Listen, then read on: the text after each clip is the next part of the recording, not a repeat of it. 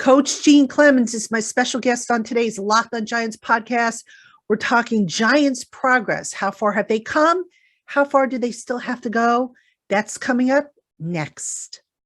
You are Locked On Giants, your daily New York Giants podcast. Part of the Locked On Podcast Network, your team every day.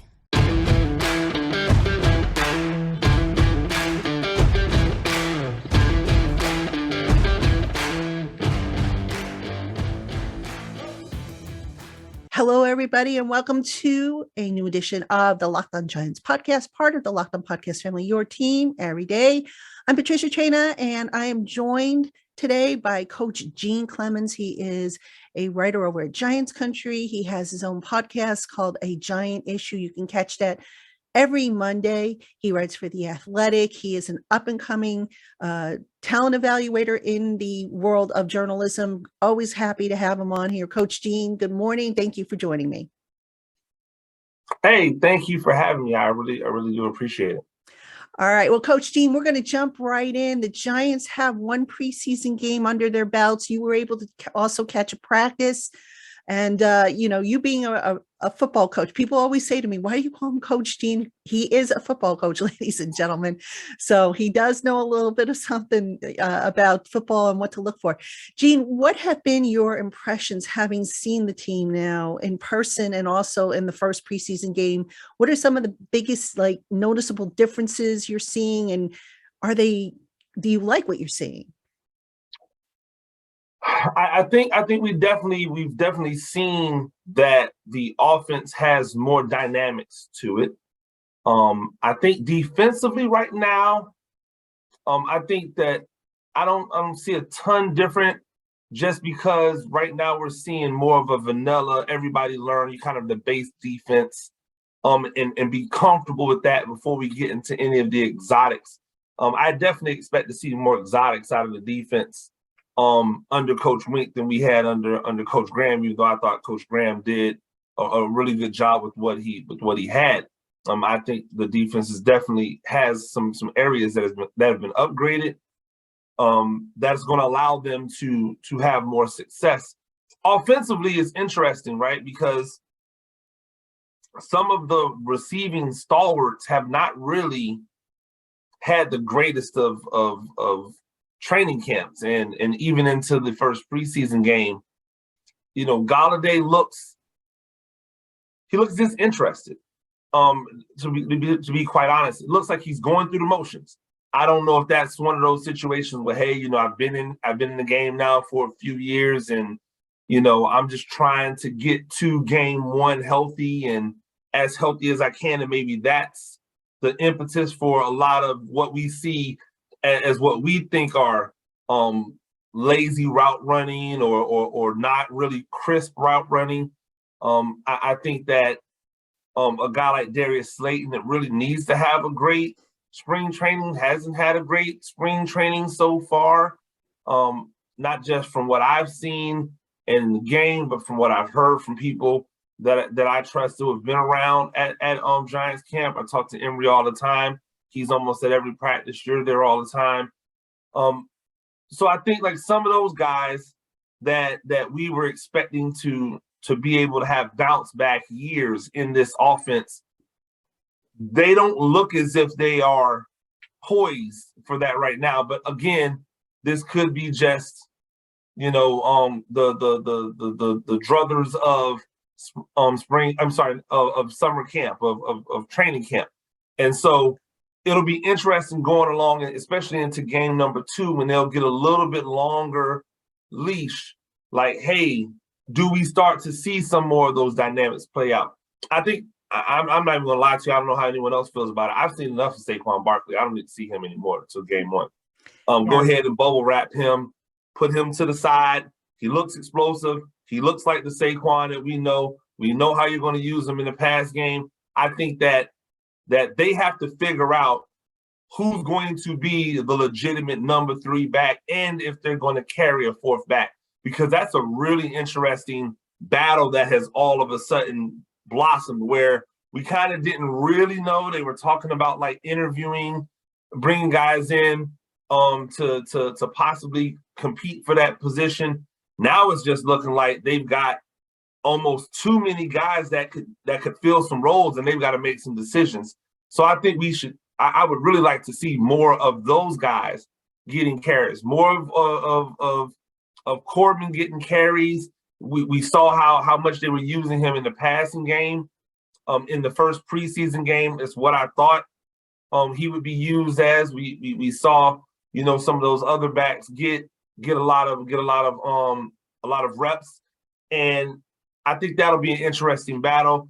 I was really impressed with what James was able to do as a receiver. The touchdown reception he had intricately to run that route from the slot, that kind of a stop and go in close quarters where you have to, stop, get that defender to commit quickly, flip his hips, and then get his eyes around for a ball that's coming right on.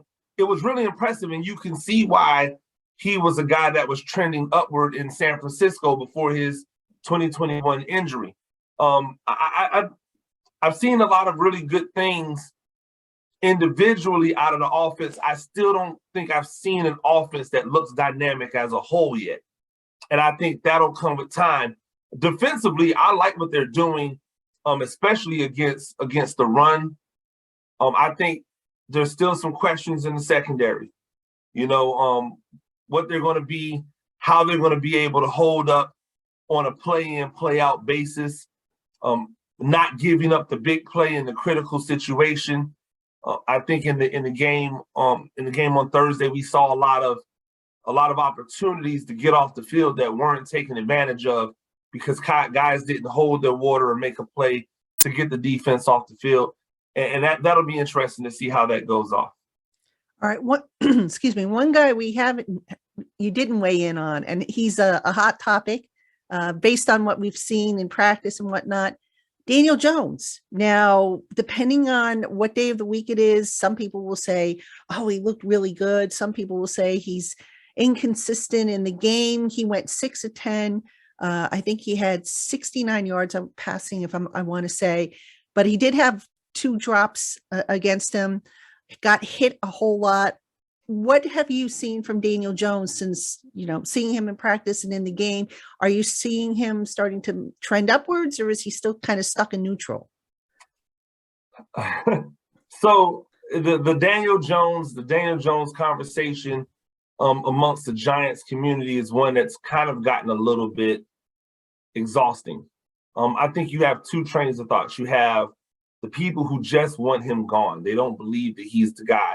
And then you have people who are really just like, he's the guy and ride or die for him. And I think that's skewing a lot of takes. As someone who doesn't have anything to win or lose by Daniel Jones being the quarterback other than, good things to write about, I would like to write about some positive things. I don't think he has maximized his opportunity yet. I think that when a coaching staff and a front office comes out and they name you the starter without any competition, when you have a guy who has an ability to be a competent starter behind you, and then you go and you watch them perform in practices, and then you watch them perform in the games, and the guy that's supposedly the number 2 looks just as good or not better than the guy who's the number 1, that's a problem for the guy who's number 1. Here's the thing that really bothered me about Daniel Jones' performance, right? All we heard was that, man, Tyrod Taylor's killing it. Tyrod Taylor's killing it. When I was at practice, Tyrod Taylor was killing it. And then the response would be, oh, but it was against 2s, right? Mm-hmm. So Daniel Jones goes up against a Patriot team, not playing any starters, and doesn't look that great, and can't get the ball in the end zone, where we end up with what I feel is a failed drive. A drive where you get inside, when you get inside that red zone, get close to the green zone, that doesn't come away with a touchdown, that's a failed drive to me. We've seen the field goal game. That's not going to win games. So we've seen the field goal game. So for him to come in, have a drive like that versus 2s, and only come away with a field goal, and then the next possession not really be able to get anything started. It was disconcerting, especially when you consider that Tyrod Taylor came in there right after him and ran rough shot right down the field, touchdown. Even converted a really big third down play where he was able to keep it alive and get it to a receiver to pick up a big, I think it was like a 3rd and 15 or something like that, or somewhere close to there. So when you look at that competition, it's just like he's done nothing to separate himself from Tyrod. So the people who say he's done, you've given them life. Like, for the people who say you can't get it, you've given them life. For the people who say, well, Tyrod's going to replace him by week 6 or week whatever, you've given them life. And he really he has to use these preseason games, in my opinion, to quell any of the thoughts that Tyrod Taylor should be anything more than the replacement if he gets hurt.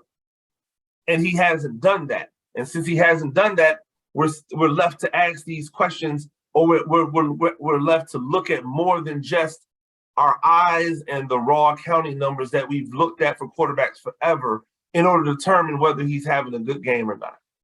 You know, I'm glad you brought up the fact that they both went up against the twos against the Patriots, because that is a big, thing. The competition field was level. So you can't say that, oh, Tyrod had it easier because he went up against the twos and Daniel went up against the ones. It was a level playing field, which is kind of important. And it kind of worked out well in terms of, for evaluation. But let me ask you this. I mean, the offensive line, everybody looks at the offensive line of the Giants because it's been a problem for so long. I think we're all conditioned to expect problems. What did you think of the job they did? Now, they had the injury to Shane Lemieux. We don't know how long he's going to be out, but there were some hits and some pressures against Daniel. I mean, is he just going to be a quarterback that just has to have everything perfect to function, you think? Or what do you think about that? Well, I think you are breaking in a lot of new moving pieces on the offensive line. Evan Neal, you remember what I said about Evan Neal from the beginning when we were going through the draft process.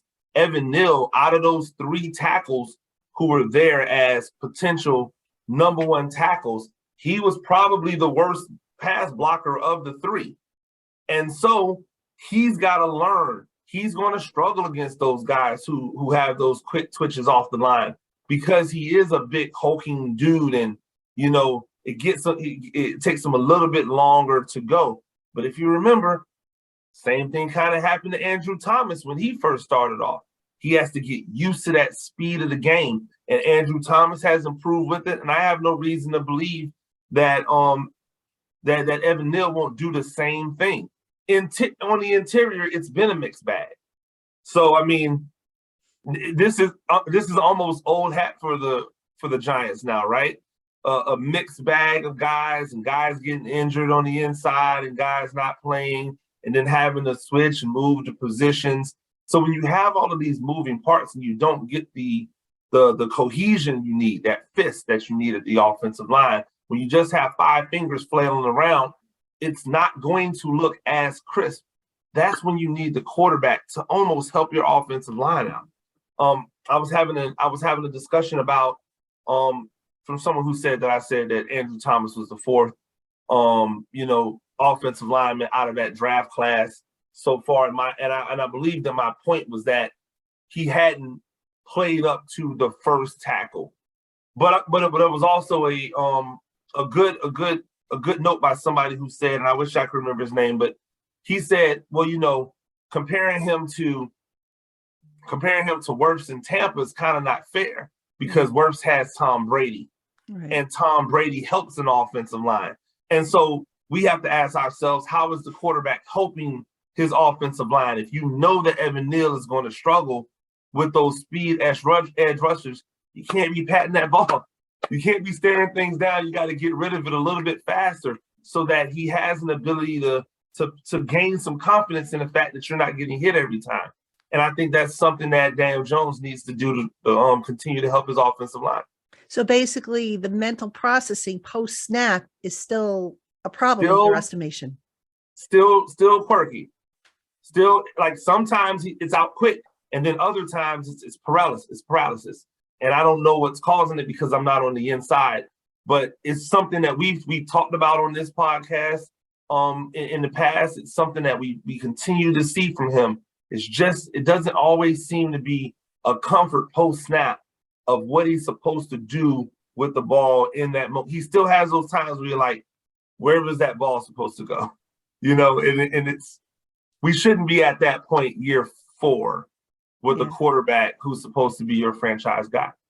Now, interesting. I saw something on Twitter. Somebody took a screenshot, and I wish I could remember who the person was so I could give them credit. But they pointed out that when Daniel Jones is working in the shotgun, his foot position is different. In other words, I think what in the previous setup, his left foot was up front in the shotgun, and now it's the right foot, or maybe it's reversed. I don't remember exactly what it is, but when you ask a quarterback to switch his feet around in the shotgun, how much of an adjustment is that? Is that a big deal, or just, what does that do? Well, I think that part of it is just natural, right? Because receiving the ball from the shotgun is not the same as receiving it is getting it under center. When you're under center, you have to open up in order to take a drop. When you're in the shotgun, you don't have to open up your waist. So now you can catch it, be a little bit more square, and maybe he's not getting his hips around to where he would normally have them if he was coming from under center. The Giants brass would be able to tell you, I've never really analyzed it because I just think at the end of the day, quarterbacks throw off the platforms that they're comfortable from. And so I wouldn't doubt that there's some difference, but there should be difference because the shotgun, receiving that ball from the shotgun is going to be so much different. That's why you see so many times people say, well, this guy has played out of the shotgun all of his collegiate career. Can he adjust to taking the ball under center? Because it's just such a different world. And what you see now is a lot of NFL teams doing a lot more shotgun. I mean, how much does Tom Brady ever get under center?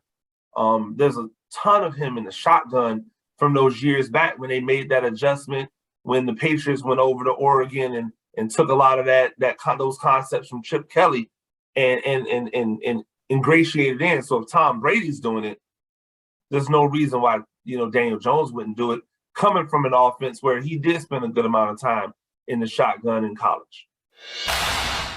Giant fans, this podcast is sponsored by BetterHelp. Life can be full of twists and turns that can really test our resolve.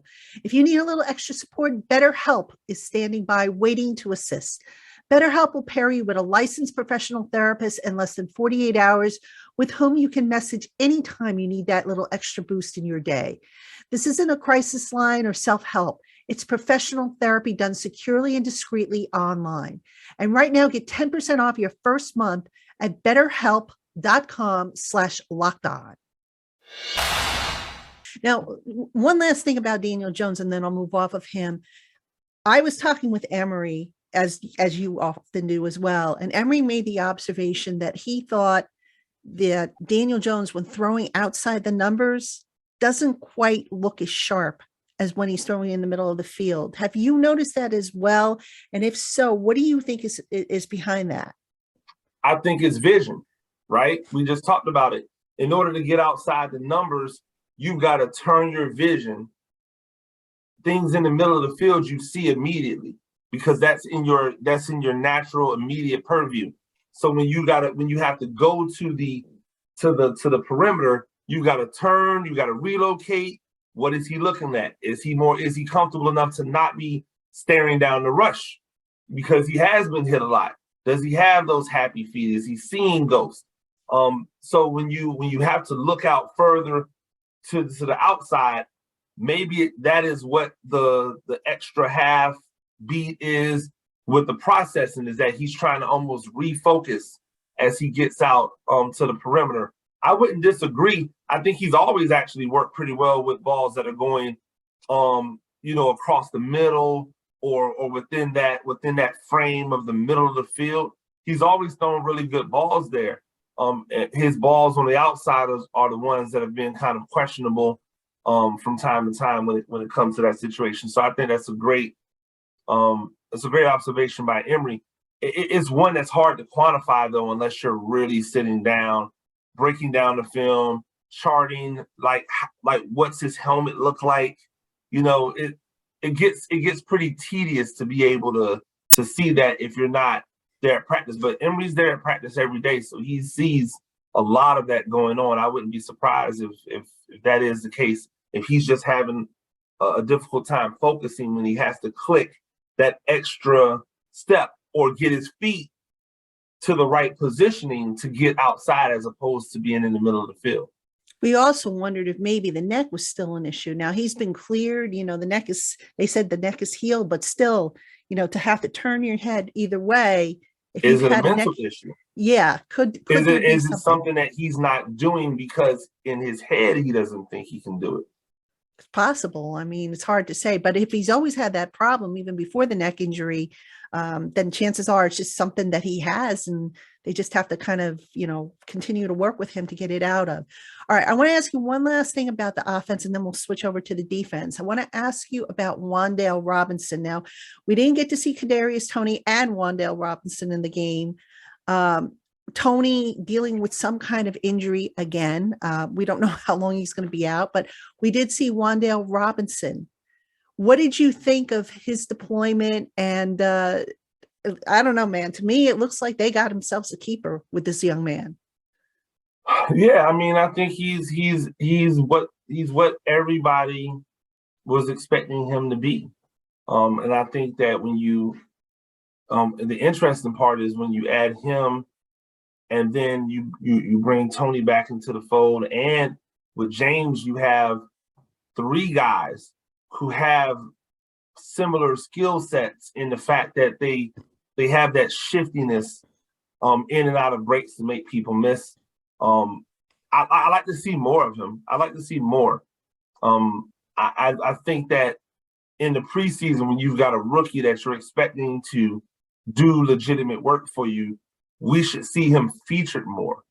And I thought that there was an opportunity to feature him more that we didn't see in the first preseason game. But I do like all of the ways in which they're using him right now. I just would like to see him get the ball in his hands more. And that's what I was a little bit disappointed by. Like, we've got to find a way to get him the ball. Like, not have it be a decision by Daniel Jones on whether he's going to throw to him or someone else. Have it to where this play is designed to get this guy the ball and let him go to work. I'd like to see more of that happen. We see it in other places. There's no reason why we can't see it here in New York. Yeah, well, it could have been also because he got the ball a lot in practice. Maybe they wanted to see what some of these other guys behind him were able to do. The Richard Jameses, the Colin Johnson, CJ Board, Alex Bachman. So and shout out to Colin Johnson. I wanted to, shout out to Colin Johnson. I had him on my risers and fallers, if you will. I had him on a watch, because you can't be turning the ball over in these NFLs and think you're gonna, survive. But a big body, big framed receiver gives them something that they don't have anywhere else out there as a wide receiving threat. And so if he can continue to put good film on and obviously cut out the turnovers, he's going to make it difficult for them making these decisions on who stays and who goes. I think that right now there's probably a legitimate 8 receivers vying for six jobs, so it's going to be a really interesting, next couple of weeks as we see how these things shake out. But I don't think, like I said, the fumble was egregious, but he definitely looked the part out there catching the ball and was able to put up some. Whenever you're getting over 10 yards of reception, you're doing some good work out there at receiver. Yeah, and I don't want to compare and say that Colin Johnson is a poor man's Kenny Golladay, but with Golladay looking so uninterested, Colin Johnson's a big receiver, just like Kenny Golladay, maybe, not quite on the same talent level, but if a guy's giving effort and the other guy with the talent isn't really, delivering on that end, You know where I'm going with this? Yeah, no, I 100% agree with you.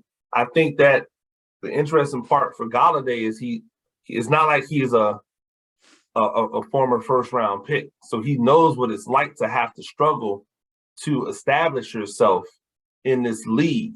And usually you don't see that chip go away from those types of guys. Like even Antonio Brown, for as crazy as he is, always had the work ethic that was second to none, because he remembers being that late round draft pick. And so to see a guy like Galladay almost kind of look like he's going through the motions is a little off-putting. Like maybe something's wrong, maybe something's not right, and we're not privy to it.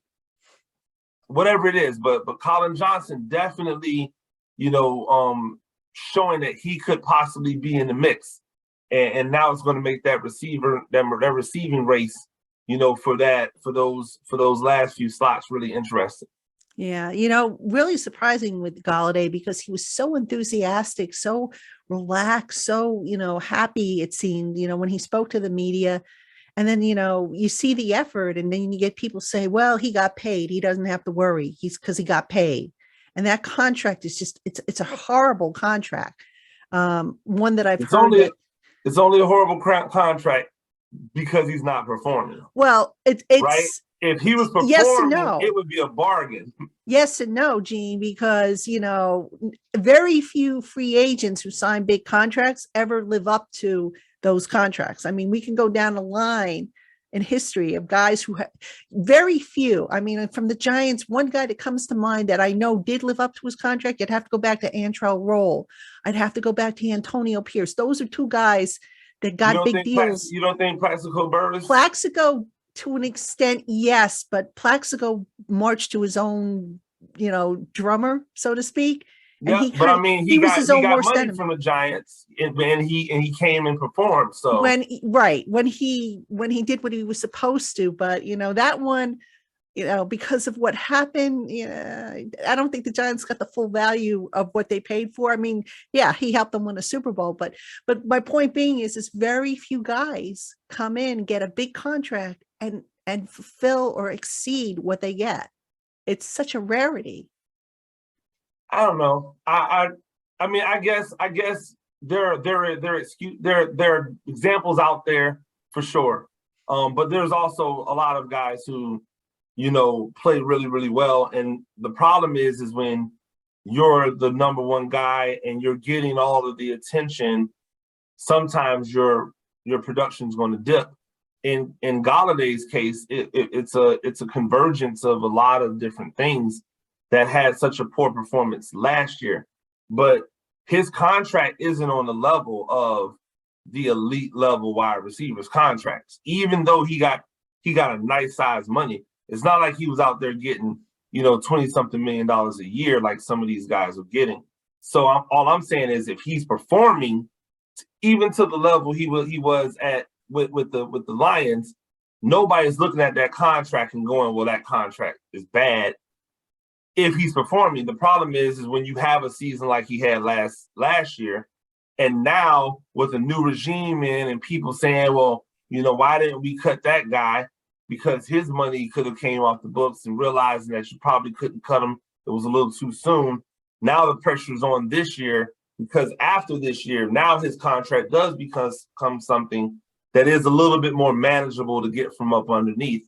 And so I think that's where the pressure will come in, or at least maybe not pressure for him, but that's where you'll see the people from the outside apply the pressure and go, well, what are we really getting for this type of money from this guy? Hopefully, for the Giants' sake, hopefully this is a funk. And when the real lights come on, that's not a case. It's obviously he's not going to get cut.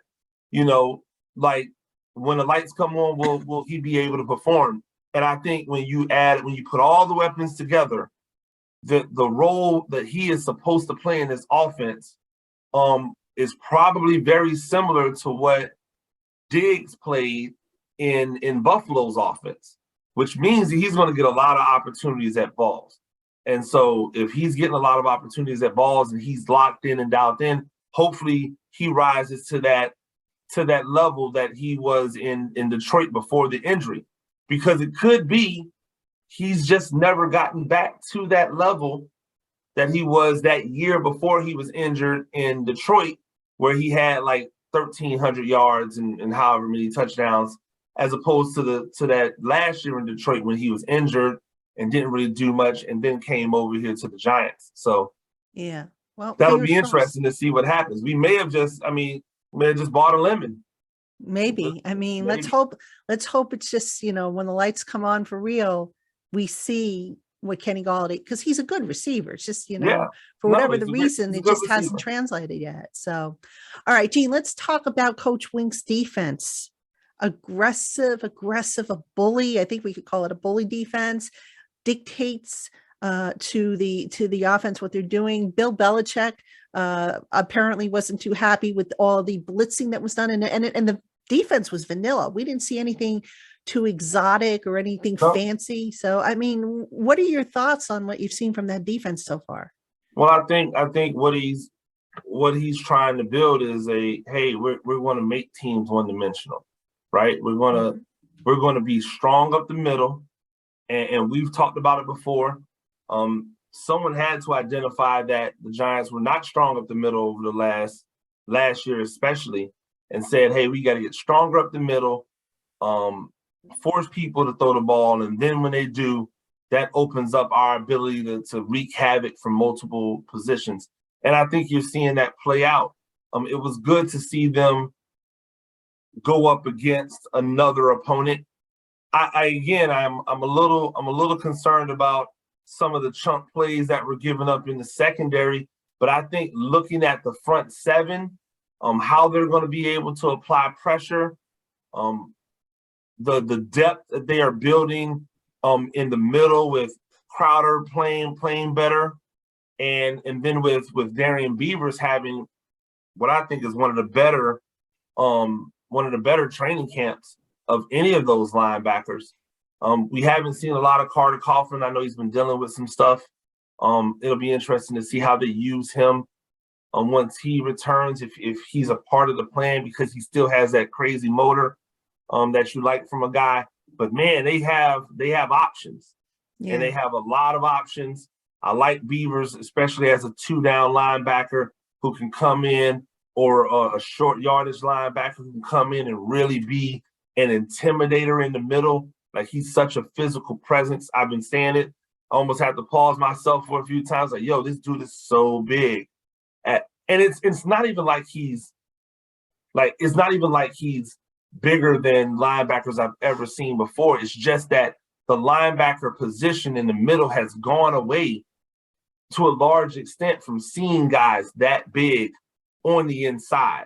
Those guys are more, if you put Beavers down with the edges and the outside linebackers, he just looks like another guy over there. But putting him in the middle in that linebacker group with all of the Oompa Loompas, it looks different. You're like, okay, 6'1", 6'2", 6'1", 6'1", 6'4". It's just all of a sudden you just see his hat just come out of nowhere, and it's like, what? Like, clearly they had a plan and they went away from it with Beavers when it came to like the physical structure of their linebackers. I have noticed that a lot. There's a lot of carbon copy body types at every level, but then there's always the one outlier. So like on the defensive front, you've got those big, burly, strong bodies in duplicate down there. At the linebackers, like I said, you've got those 6'1" and athletic looking frames outside of the one outlier. In the DB group, you have those long, lanky defensive backs. They just look like carbon copies of each other. And so you can tell that there was an emphasis put on, hey, let's not just have a guy, let's have another guy that's just like him behind him. And I think they're working that depth out. I feel really good about them up front. I feel a lot better about them in the middle. I'm still a little worried about how it shakes out on the back end, especially on the perimeter with that guy opposite Jackson right now. All All right, Giant fans, we have more coming up on today's LockedOn Giants podcast. But first, BetOnline.net is the only place that offers the best information on the latest odds, contests, and player props for all your sports betting needs. No matter what sport you're into, BetOnline.net has you covered. Plus, they offer everything you need to know for live betting and your favorite Vegas casino games. Head on over to BetOnline.net today to learn more about the trends and the action. BetOnline, where the games start. Let's talk about that, actually, because, we watched the practices, excuse me, and we see Aaron Robinson physical, he's covering guys, he's breaking up passes. As a coach, Gene, when you see something like that, do you say to yourself, good play by the defense, bad play by the offense, or do you just flip it? I mean, how do you judge that? I mean, I guess you would need to know what the call is. I would think to an extent, but still, I'm sure the fundamentals and the technique and stuff come into play. So having watched Aaron Robinson in practice and then watching him in the game, is it fundamentals? What do you think what was there, or did he just have a bad day at the office? It could just be a bad day at the office, but I think we've seen signs of this. We've seen him get cooked in practice too. We've seen him get ran right by. We've seen guys jump. I saw one time where, Wan'Dale Robinson is catching a jump ball versus him. He's got like 4 inches on Wan'Dale Robinson. Wan'Dale Robinson should not be catching jump balls. He should not be out fighting you for a ball. We've seen that in practice. I think that the biggest thing is to watch how he moves when the ball's not coming to him, right? Because there's a lot of times, and the defensive backs coach would be looking for this. How do you play in phase or out of phase every single play? And what another team will expose is somebody's going to be watching all of you, and they're going to be reporting back to the offensive coordinator, hey, number 33 is playing in phase. And what that means is if he's playing in phase, then he has a better opportunity to make a play on the ball. But he also has a much better opportunity of getting burnt. Because when you're playing in phase and you're locked up with that guy, it's easy for a ball to be placed in an area you can't get to. When you're playing out of phase, it allows you to be able to drive on the ball. And so, or drive on the receiver, as opposed to playing it like a receiver. And so, like, depending upon how he's playing, and like I said, a lot of times he's playing in phase, they're going to look at that as an opportunity to either get a completion, or B, a pass interference call. And so you're going to have him struggle sometimes if people expose him in that area. Now, as the pass rush gets better, that obviously becomes more of a win for him, because now balls have to be rushed. Now the pendulum swings back into his favor. But we only got 1 sack on Thursday, so that means that even if we're getting pressure, we're not getting home. And so if we're not getting home, that's not going to speed up the clock of a quarterback.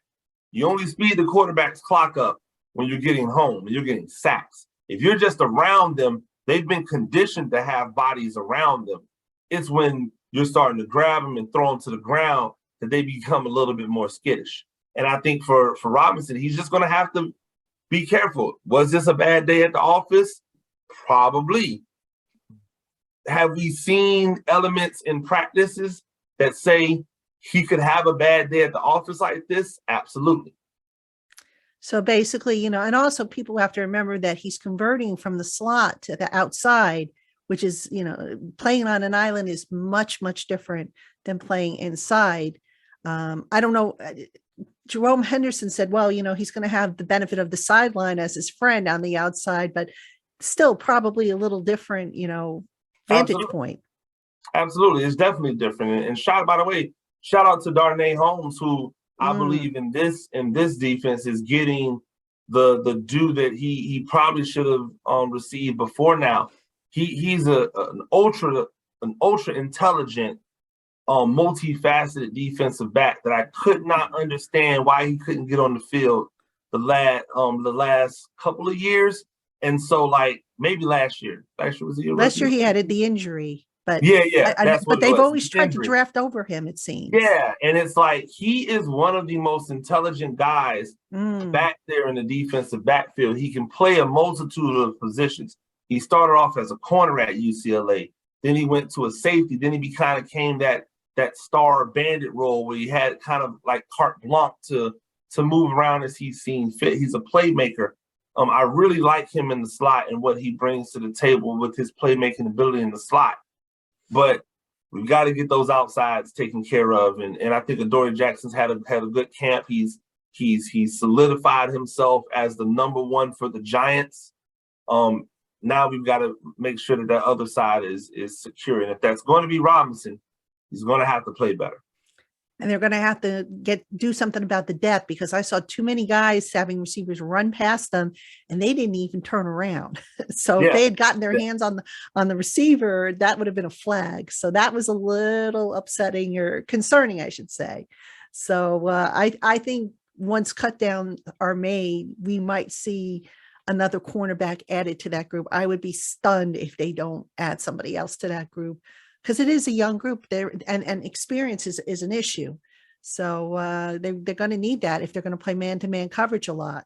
Yeah, it'll be interesting to see if they go out and try to like grab another experienced guy who may just, be on the chopping block because, their salary's too big, and the team's going to go with a more affordable rookie who has closed the gap on them. So those things always happen in cut downs. And so I think you can definitely see that. And the good thing about playing cornerback is you can come off the street, put a jersey on, and play man-to-man if you're a man-to-man guy.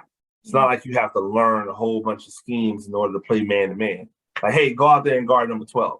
So it makes it a lot easier to bring a guy in late and do that. All right, Gene, one more topic I want to cover with you before I let you go. And we've got to talk about Kayvon Thibodeaux. Mm-hmm. All right. Now, the skeptics out there watched the game and they said, he did nothing. What's with this guy? And my counter to that is he caused a false start. Mm-hmm. I think he had a pass breakup or got a guy out of position. And I tell people this, and I go back to the days of Lawrence Taylor, and before I say what I'm going to say, I'm not comparing Kayvon Thibodeaux to Lawrence Taylor, who is by far the GOAT. All right, as far as I'm concerned. But Lawrence Taylor, when he played, and you can look at Aaron Donald, you can look at Reggie White, you can look at all the great defenders, they weren't making sacks on every single play. They were out there. Sometimes just the presence of a guy who is so good can influence what the other side is going to do. So that was my counter argument to those who were saying, "Oh, Thibodeaux, what did he do? He was garbage." Am I right in your opinion? I mean, do you see Thibodeaux influencing the offense a little bit with his presence? So I definitely subscribe to what you're saying, but this has been my argument with Giants fans and Leonard Williams. Like, this has been for what, 3 years now since he joined the team, and I've been saying, yo, how can you not see the impact that this guy has on a play-in, play-out basis? And all people ever point to are sacks. And once we understand, ladies and gentlemen, that there is more to football than just the sack, you'll start to appreciate what some of these people bring to the table. Because you are right. When you're out there and you've got a twitchy guy like Thibodeaux out there and you're a tackle, you can't afford to not get off the line immediately. So that's going to cause you to want to jump a little bit faster. And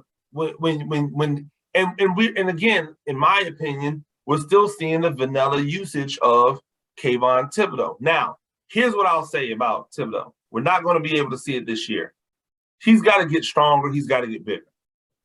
He's got to get in the weight room like a demon in the offseason, because when you see him in person, he is nowhere near as intimidating a figure as he was in college. Right.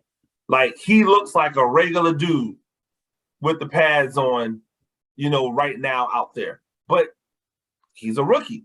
You see rookies all the time come in year one, and just look at Azeez. Azeez is bigger than he was last year. He's stronger than he was last year. So you see it all of the time. But as far as his impact, it's going to be the splash plays, the things that people will see when they're just watching with the novice eye. You're not going to see that every play. It's impossible to see it at every play. He's got responsibilities that don't even lead him to the quarterback sometimes.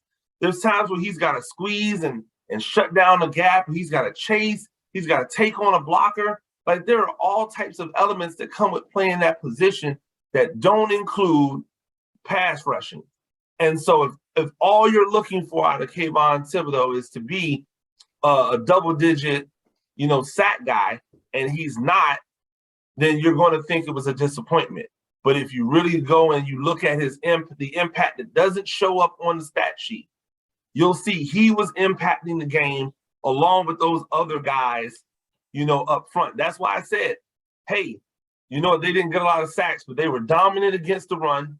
I believe the yards per carry was something around like 2.5, 2.4 yards per carry from the New England Patriots, a team that loves to run the ball, to be able against guys that they expect to be like running backs for them in the regular season. Pierre, a lot of people thought that Pierre Strong was a steal as a draft pick to be able to get him where they got him with the Patriots. And now you're saying that, that doesn't matter. He's a part of that front. And so I think people just have to slow down on the expectations from a guy. Allow them to get in. And if it's not just always the glamour stats that we put with everybody, then try to go and appreciate what he brings to the table with things that you won't see come up in the stat sheet. Well said. Well said, because everybody looks at the sexy stats, and when they're not there, it's like, oh, this guy's a bum. And that's just not the way it is. I mean, just sometimes being there, seeing the guy's face across the line, it's like, oh, we've got to account for this guy. And I think we could both agree that the Giants finally have guys in the front seven that are going to start keeping offensive coordinators up at night. Leonard Williams, Thibodeaux, Azeez, once he gets back healthy. I mean, Lawrence has been really good. Exactly. He's been really good this training camp. I think that they have a lot of dynamic players down there, and it'll be how do they bring all that together, and along with the second level blitzing that we know is going to come. A lot of times those guys may not see the finished product from it. It may be a linebacker that's getting a sack instead of that defensive end or that outside linebacker or that defensive tackle. We just have to look at the impact that they have in helping that linebacker get that sack. That's all. Exactly. Well said, my friend. All right, Coach Gene, appreciate the input as always. It's always an education talking with you because we learned so much from your coaching experience and your evaluation experience. So I do appreciate it. Giant fans, thank you so much for tuning in to the LockedOn Giants podcast and for making us your first listen of the day or your first watch of the day. Make sure you follow Coach Gene on Twitter. You can see his Twitter handle below. Check out his podcast, A Giant Issue. It's every Monday night. He's out with a new episode.